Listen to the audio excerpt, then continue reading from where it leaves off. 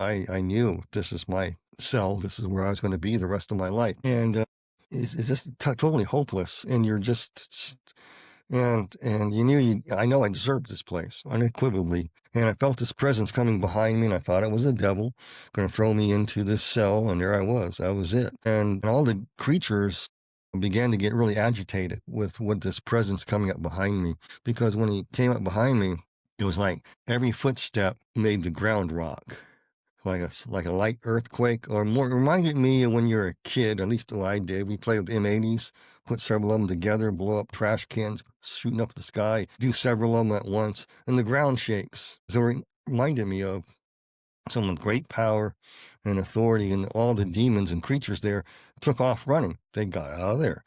And there's just this open cell, and I thought I was going to be picked up and thrown in it. And the person picked me up, and it was Jesus. And this part kind of hard. Sometimes I cry. You got to bear with me here. Yeah. Yeah, I understand. I deserve this place. He picked me up, and he picked me up. He had the nail prints in his wrist. He picked me up like a baby. When he held me, his bones pulled apart. Then I had the realization everything I did in my life made his bones go out of joint. He hung on a cross, like Psalms 22 talks about, and he rescued me. I didn't deserve to be rescued. And he carried me out of that place, even to all these years later. It tears me up sometimes in different ways. Oh my God. To know what you're like and you don't deserve, and yet the mercy and the grace that was shown to me, it's right. He was forgiven much, forgives. He who forgives much also learns to love. And I was carried out of there, and he carried me out.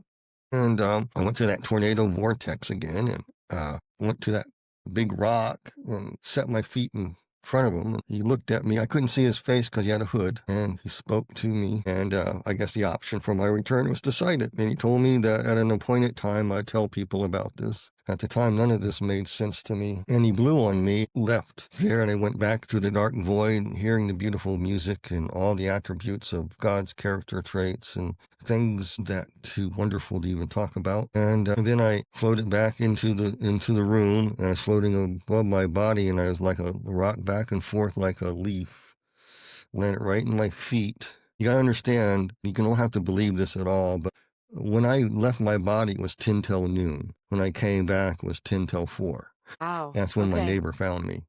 And I floated in my body, and I got up, and I could not breathe. Where did my neighbor come from? I do not remember. I could not breathe. I was in excruciating pain. All the symptoms hit.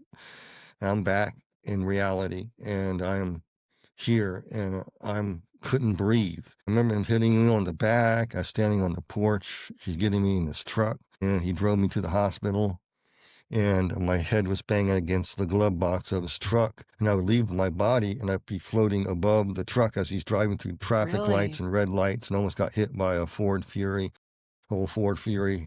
I told him, why were you driving so fast afterwards, and you almost hit that car? And he goes, how do you know that?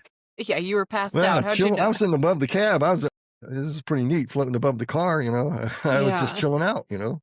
Wow. And they brought me into the emergency room, and a lot of it's a blur. But the parts I remember was him asking me questions, and I was they're trying to draw blood. My blood was viscous, and I had, I guess, and so this was actually God had to set up, it was a ER doctor from India, very familiar with cholera. So they stuck an Wow. IV on me. This is before they had the pumps. So the nurse was sitting there like this, squeezing this IV solution in my arm so they could draw blood to find out what I had. And they couldn't, I remember I probably not passed out, but probably died there a few times, because I remember the machines going haywire. Then I come out of it, and they're all around me, and they stabilizing me and pumping stuff into me. Finally got my blood, and they asked me questions, you know, like, who is running for president? Who's the president? And who's running? Jimmy Carter's president, and Ronald Reagan is. I'll never vote for another Democrat again. You're okay.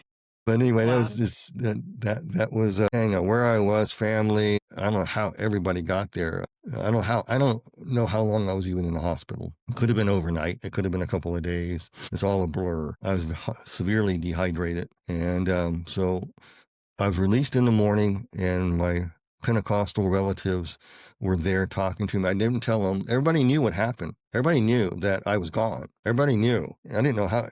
News travels fast. Even my parents knew. And when I got out of the hospital in the early morning, my two friends were just shaking their head. What happened to you, Bryan? What happened to you? Well, I saw something, but, I don't want to talk about it. And that's all I could do. I